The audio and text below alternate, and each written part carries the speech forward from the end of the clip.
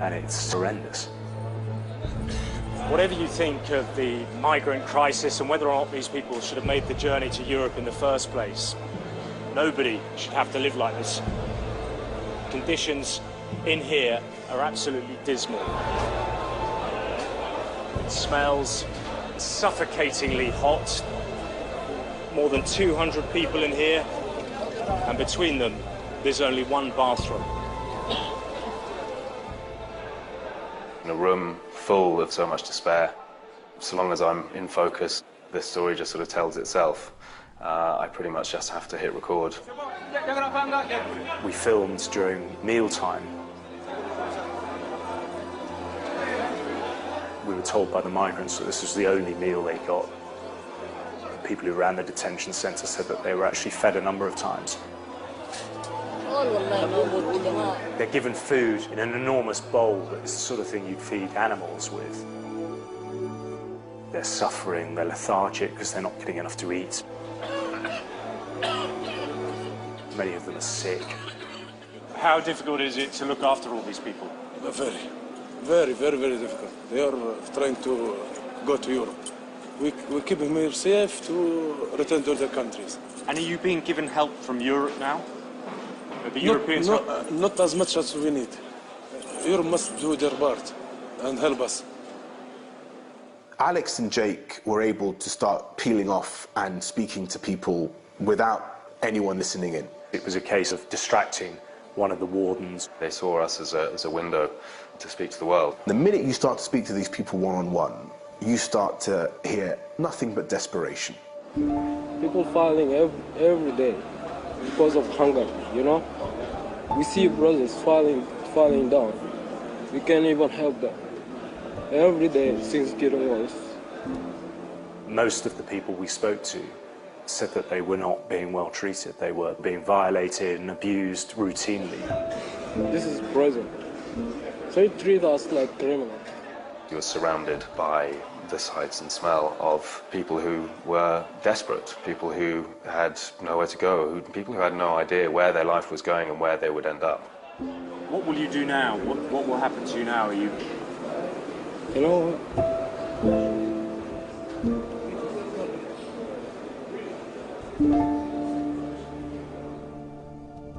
we spoke to a large number of migrants who would tell us these stories of how they were abused, how they were beaten.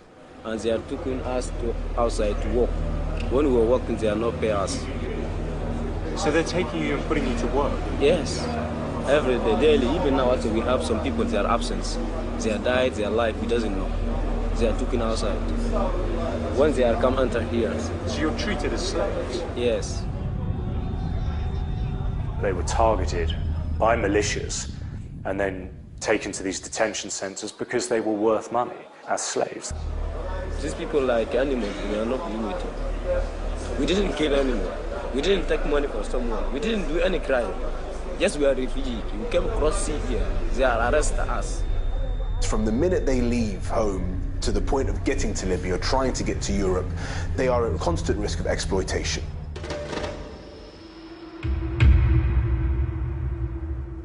The men and women in this detention centre are separated. Hello. So we walked into the women's quarters, but it didn't look like great conditions. Through here?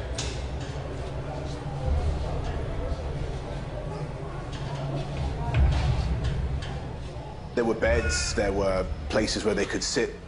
You didn't get the sense that it was awful. Things were quite calm to begin with. Please, sir, I can't get up because I'm hurt. You're hurt? Yeah. Tell me what happened. They were three sisters and some other women in the group. Alex was sat down, started to ask them questions, and it was almost immediately. Where do you come from? I'm from Nigeria. And they just started to break down. I'm fed up. I'm fed up here, so I tried to escape. You tried to escape? Yeah. And what happened? Not only me, they catch me back and I was treated badly. What happened to you? What did they do? Yeah, they flogged me, not only me. They accused the people in the camp of beating them. As you can see, it's because we are treated badly here. That is why we try to escape. Her friends and some of them were her family members, started to show us where they claimed to have been beaten. It was totally surprising, but also really very affecting. The guards' interpretation of events was that nearby there is some military facilities that the women had tried to escape and run into, and when they were caught running into this zone, they were then detained and manhandled, and that's where the bruises and the marks had come from. That's not what the women had said. They said that if they stayed in that camp, they would be killed.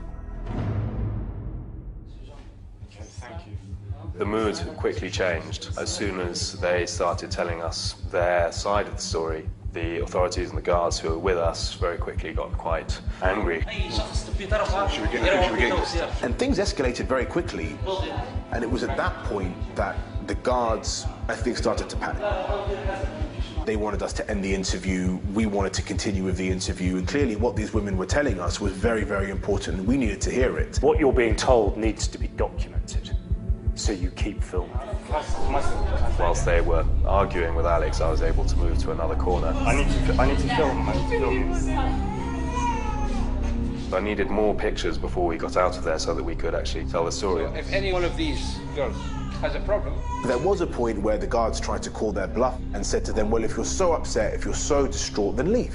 And they want to walk out, you're very happy to just take them out. This group of women didn't know what to do.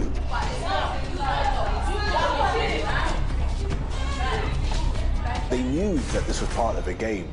They also knew that they actually had no way of getting anywhere. They had no money, they had no support, they had no one who could help them, take them. They had no idea where they were necessarily, and how to get home, and what was home.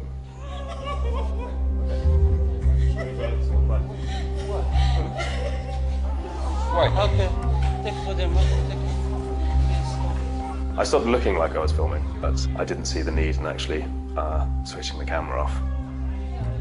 It's become increasingly common now that when you're filming sensitive situations around authority types in countries like Libya, you are often told to stop filming or don't film that.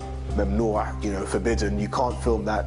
So you have to try and find ways between yourselves as a team of still trying to get those images. They're very important. We kept rolling, so we saw kind of the dynamic between these groups of people. The women clearly very, very scared. The men running the detention centre worried about what this would mean for them if their bosses saw that this had happened and wanted us out of there. They wanted us to take them from the centre and get them out of there, but of course you can't. You are powerless. You go in there, you hear their story, but that story doesn't end just because you've left. The Libyans say that they will eventually be repatriated and sent back to their country of origin, but you don't know what will happen to them. I think that's the fate that probably faces many thousands of people who are in those kinds of detention centres, men and women.